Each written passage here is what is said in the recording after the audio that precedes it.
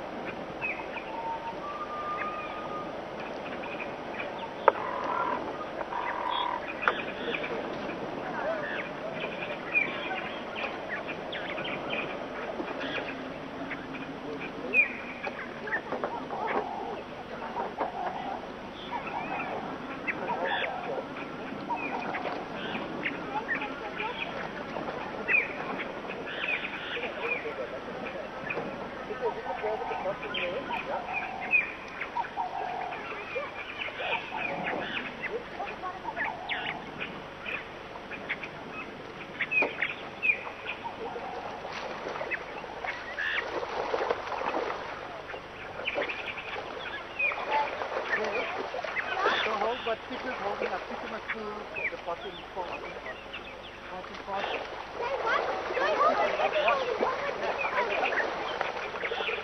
Ah, yes. That's more like it.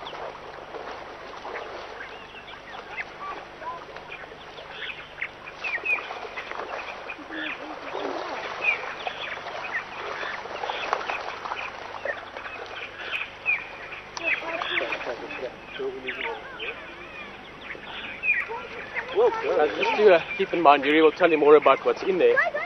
Keep in mind, catfish can survive quite easily 2 or 3 years without water. When this pan dries up, they can bury themselves in the mud and survive there quite comfortably.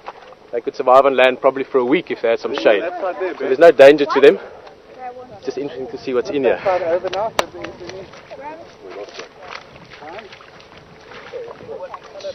Like that.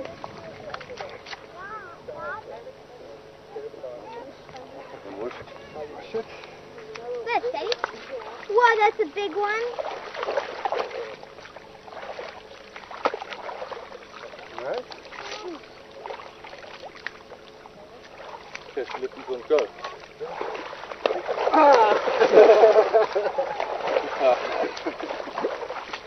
Dad, there's a big one that got away. There's another big one right here, Dad. And there's one getting away right here. I'll let him go. Okay. Oh, wait. Try and grab it behind the special fins. Those got spikes in them. Yeah. Okay. Wait, just give it a second. No, in case my dad one's getting out of here. It's alright, there's enough though. Okay, what do you want to do with it? Are you letting him move it? Take it over there to Monica and just tell us about it. Getting terrapins earlier. Becky. No. No terrapins. No terrapins, no platana. No tilapia also. No. I'm not 100% sure. They normally sharp-toothed catfish, but these are mottled, so I think these are mottled catfish. Sharp-toothed one, if you stick your finger in the mouth, they will bite you. Yes. This one will try to bite you, but it's got fine... Can I take your word on that? Yeah, absolutely. Okay, well this is one of the things I'm going to learn a lot this afternoon as well from Yuri. So, just kidding. It does actually bite, it's got a proper grip to it. It's like sandpaper. But it's exactly like sandpaper. You pull the bottom lip down and look down there. Yeah. So he uses that to... He's really eating detritus, whatever rotting stuff is down there. It's so rotting that he doesn't need to tear it apart with sharp teeth or anything. It's gobbling. Yeah, it's a total carrion eating literally detritus, like rotting whatever. And this he feels with. I mean, literally that's like... That's right. Eyes are, as you can imagine, in that water, not very important. The most important sensors being smell, and you can see his nostrils, quite extensive. Yeah. And then his whiskers, which have a series of sense organs from tactile to chemical, basically, like chemical smell. as well? Yeah, so like an extended tongue in a way. Yeah. Alright. Then perhaps other interesting feature is that it's got these pectoral fins. If you look at them, there's a very solid, hard, sharp bone there that's locked at the moment. Second. You know, there's unlocked, there it locks. Oh, show me that again, sorry, I missed the... So if you look, there it locks. Yeah, you can actually feel it lock, it goes click. Geez, like, yeah, you it's like mechanical, it's like a proper socket in there. And that's obviously what it uses for swimming, but more interestingly, it also uses for walking. So I'll put it down just now and you'll see how they can actually go quite long distances. The longest recorded is about 4 kilometers that they've walked. You can see very clearly mottled. So because of the normally the sharp-toothed one is just like a darker grey. It's almost like a darker mottled colour, but all over. Exactly. Yeah. What else?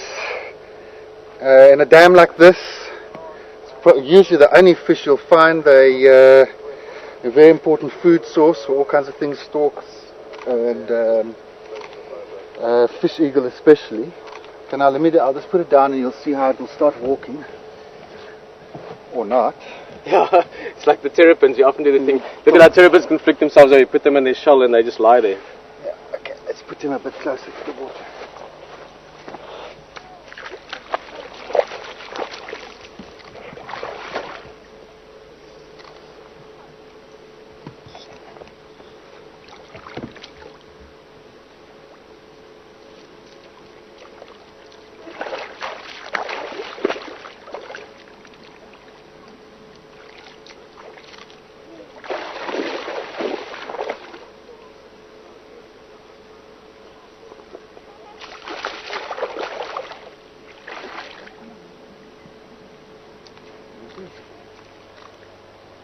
Okay, let's release the rest.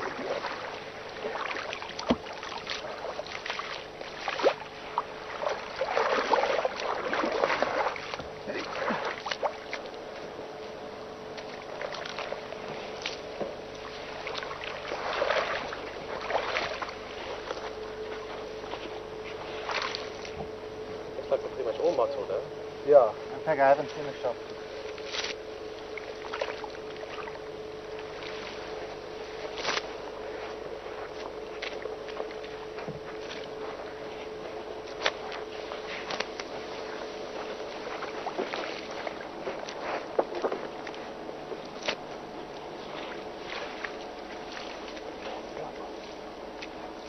Yeah, wash it. Yeah.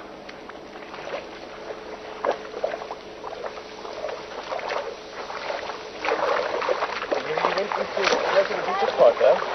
You never went deeper than the waist. Yes, yeah. Somebody's shoes. Well guys, as you can see, there's a little croc that was floating on the water. One of these shoes that have become very popular worldwide. Luckily no other crocs in the water, so I'm going to help you and then quickly wash the net out. Say again, Yuri? You've been waiting to make that joke for I haven't, it just happened and I was like, well, I've got to grab it, you can't miss it. And then just wash the net off a little bit, and then Yuri's been in earlier, but like I said, I'll get in there as well. So I'll walk into the middle later, probably only about waist deep, but we'll see that in a little bit. In the meantime, enjoy the view. Marco can comment a bit as well. And yeah, nice to see everyone full of mud.